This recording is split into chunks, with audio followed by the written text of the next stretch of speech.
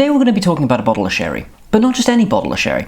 This is a special release of Tio Pepe. This is the 11th anniversary of the Tio Pepe En Rama. It's the 2020 edition. I'm going to talk a little bit about what is an En Rama? Why should you buy it? So Finos, we've kind of covered on this channel already. They are one of the lightest styles of sherry that you can get, and I love giving them to people who are kind of like, oh, I don't like sherry, I've had sherry before and it was terrible, because normally it's a bottle of Bristol cream and it's been like under the floorboards for 20 years or something ridiculous. Like, it's never been stored well and it normally just tastes terrible. So I kind of like introducing people to this because it's the last thing that they're normally expecting from sherry. Clean, crisp, brioche, it's fantastic. En Rama, what does that mean?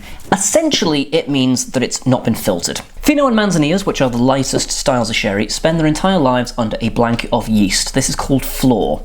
Now then, when it comes time to bottle the sherry, all of that sediment, yeast, and other particulates get filtered out because, as with a lot of beers, there's a fashion towards super clear and completely contamination-free. The problem with that is that the flor has been sort of the lifeblood of the wine for the entirety of the wine's life. So when you take that away, it's like a big chunk of it is missing. There's nothing wrong with loads of the Finos and Manzanillas that are out there today, but because of the filtration process, it can be quite traumatic for the wine, for want of a better way of putting it. So these particular kinds of bottlings, and Tio Pepe are not the only ones that do it, there are various other bodegas, and I'm going to leave a list of some other En Ramas downstairs that you can check out. And they don't go for much, that's the thing. This is a 375ml bottle, or a half format if you prefer, and this was about £7 I got this for, which for, again, a stunning limited release wine, you can't beat that. I've had this open for about 3 days now. Now, the general rule with these is, at the 3-day mark, Finos and Manzanillas, it's the beginning of the end for them. They begin to deteriorate after that. So this was kind of the last day that I had to talk to you about this. One thing you will notice, there's actually not much left. I opened it to try it, to get some tasting notes, and then I had some more. And then I had some more, and I've been eating it with food, and I've been having it towards the end of the night, and I've been pairing it with whiskies.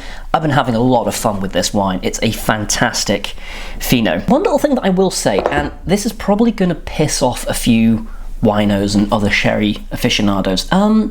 If you try a Fino or a Manzanilla and you're just like, oh, it's a bit aggressive for me, just because you're only supposed to really keep them for 3 days, try keeping them a little bit longer, because they will mellow out. You might find that your particular sweet spot with them is towards 6 or 7 days of having it open. If that works for you, it's your wine, you paid for it at the end of the day, it's how you want to have it.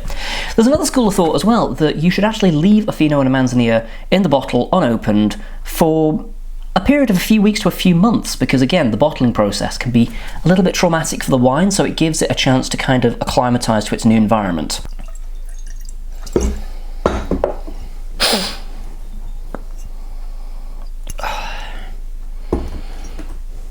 So the wine itself is a beautiful pale gold colour, and I don't know if you can pick that up on camera from where it is, but it is a little bit misty, and there are some particulates just kind of like floating about in there, just kind of chilling out, which is exactly what you want to see, because if you didn't see any of that, then you've been led up a creek, essentially.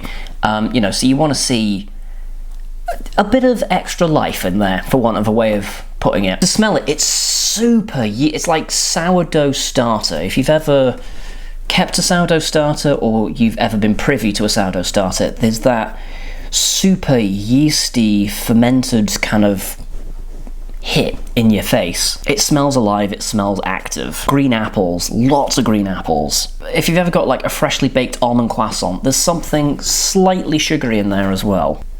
If you're a fan of freshly baked bread, this wine is for you. Flaky pastry, buttery, a little bit of green apples, fresh grapes, something a little bit of fresh cut grass in there as well. If you've ever been on a lawn and you've ended up getting like little blades of grass in your mouth and you're like, in terms of characteristics from other wines, if you want a comparison, there's something of like a really good dry Riesling about this wine as well. If you're a fan of bread, and let's face it, who isn't, unless you're gluten intolerant, in which case my condolences, but for the rest of us, it's amazing. The clever thing for me to do would have been to have gotten a regular Tio Pepe and tried this side by side, but to be bluntly honest, I didn't want to wait.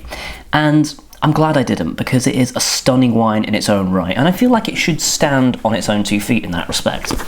The Tio Pepe Fino and Ramas are still available. You can actually still get some of last year's release as well, and as we were saying earlier, they can develop certain characteristics as they're kept in the bottle, so it could actually be interesting to try something from last year. As these releases age, they tend to actually increase in price, so you might find that you'd have to pay a bit more compared to a 2020 release. So it's up to you whether you want to buy this, buy last year's, or buy this one and then put it aside. It's entirely up to you. If it were up to me and I bought another bottle of this, I'd probably still drink it, because it's a fantastic wine. How many sourdough starters out of 5 would I give this? It's a 4.5. It's crisp, fresh, it's beautiful. It pairs fantastically with food, trust me, I've been there. I've paired it with some kind of unusual things. This works quite well with hot dogs. Kind of heresy for this, I'm not going to lie, but do you know what? It works, so don't judge me. It's an excellent sipping wine as well. I've had a couple of voice calls with people and I've just been drinking this as you would like a Sauvignon Blanc or something like that. It's one of those wines where you can just drink it casually and it doesn't mind. I've not actually touched this wine now for about 3 minutes and the flavour's still lingering on my palate, so it's one of those ones where you can take a sip little and often and the flavour just sticks with you. It's a fantastic wine. I don't know what else to say about it. It's absolutely worth the money. It's probably worth more than what you would pay for it, but there's not a huge amount of demand for sherries, which is great for those of us that know they're good, because man, it's a bargain. It really is. I would recommend that you pick one up. Try a 37.5 cl bottle first, see if you like it. You'll probably move on to the 70 cl quite quickly.